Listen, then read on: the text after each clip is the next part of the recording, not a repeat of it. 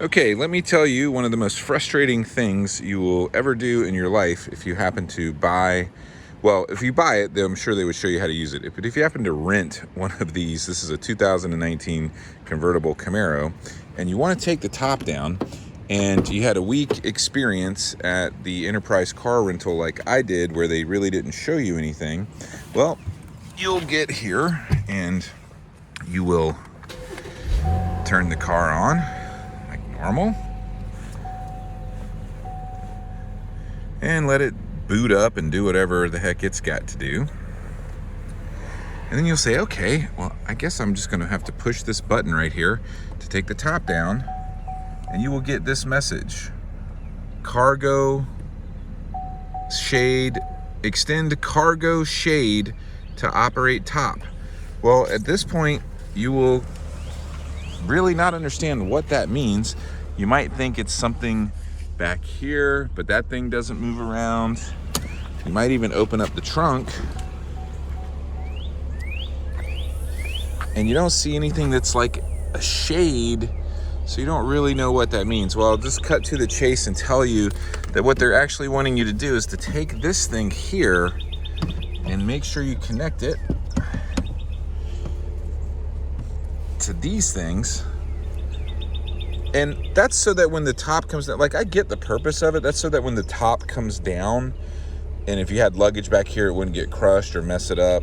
And so that, you know, if you did that, it easily breaks away, and then these wouldn't work anymore, and therefore you wouldn't have a faulty situation occur. But it'd be helpful if there was something that said cargo shade right here, because that doesn't look like a shade to me. I don't, you know what I'm saying?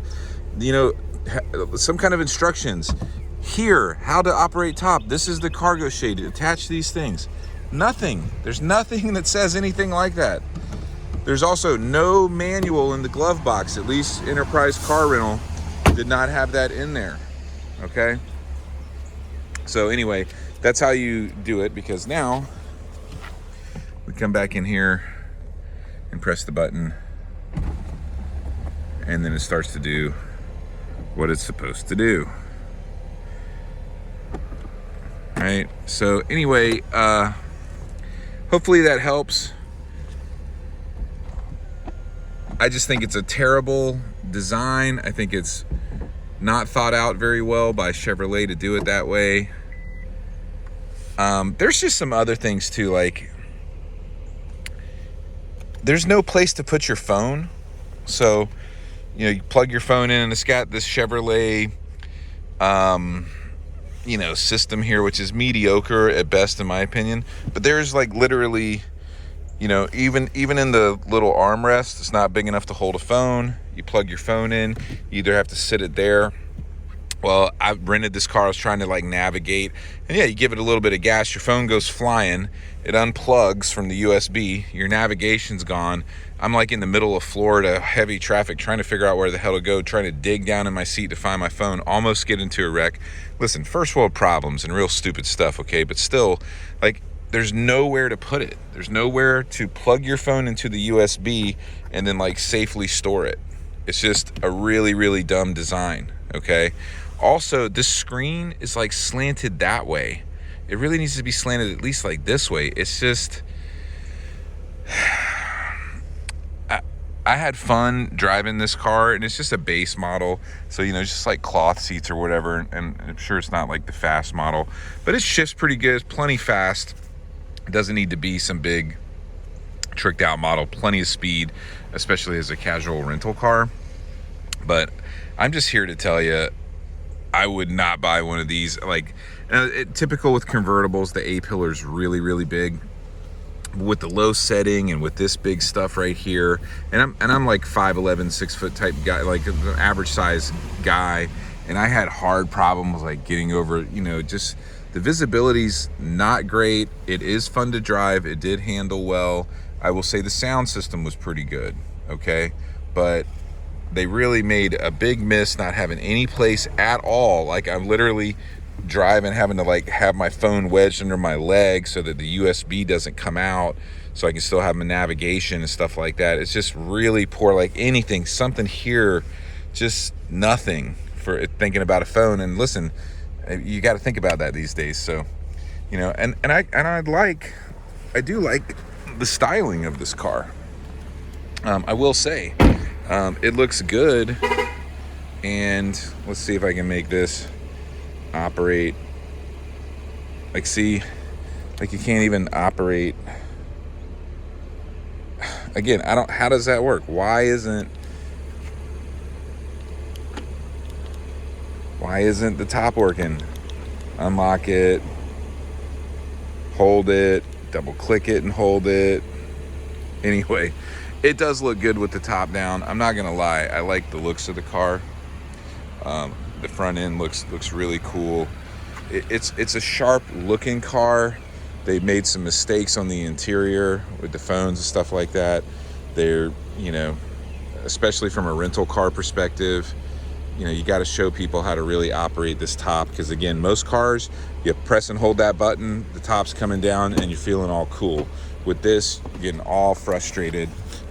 So I don't know what else to say about it, but Chevrolet just needs to think a little bit better. And so does, like, again, Enterprise Rent-A-Car. I rented this thing too. It was pretty dirty on the inside. I had to get them to come out and re-clean it. You know, when you're renting this, you know, you're paying a little bit more of a premium price, and you know, because you're going to have, like, I rented it for a fun weekend down in Florida, and I'm having to worry about it being clean and stuff. It does look good. I'll give them credit. It looks good. It's a good looking convertible, even at a base model like this with just basic wheels and stuff like that. But man, you know, I don't know. That's my little rant and rave, my little review, if you will, but also how to operate the freaking top on this thing. Oh, I will say too, it is pointless if you got a passenger, which we did. And you know, she was a smaller stature female, and she could kind of squinch back up in here.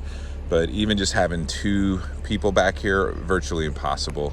They could have found, in my opinion, another 4 or 5 inches maybe would have helped dramatically. And I'll say this too, this seat, this latch, and it wasn't me, this is already broken, and this seat doesn't come up. Why? Because it's cheap ass plastic. Because most car makers, they just can't get past using cheap plastic for stuff. So see how that works? So that little ball joint thing there is already broken out of that one. Now it's a rental car, it's probably getting a lot of abuse, but still, that's pretty weak. Okay. Now you can see this back. See how dirty that is? See that? That's how Enterprise. Look at that. That's what Enterprise gave it to me like. And the front was like that, and then they cleaned it up a little bit more, and then I had to clean it more myself. This week, poor experience in a lot of ways, but I don't know.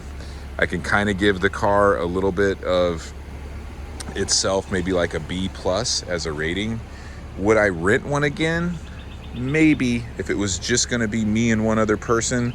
If there was going to be any kind of scenario where another couple or even one other person was going to have to ride with, then I would look at renting something else. And again, this wasn't necessarily a cheap rental, right? And I use Enterprise a lot, typically have good experiences, but I'm going to really let them know on this one, like, this thing was filthy.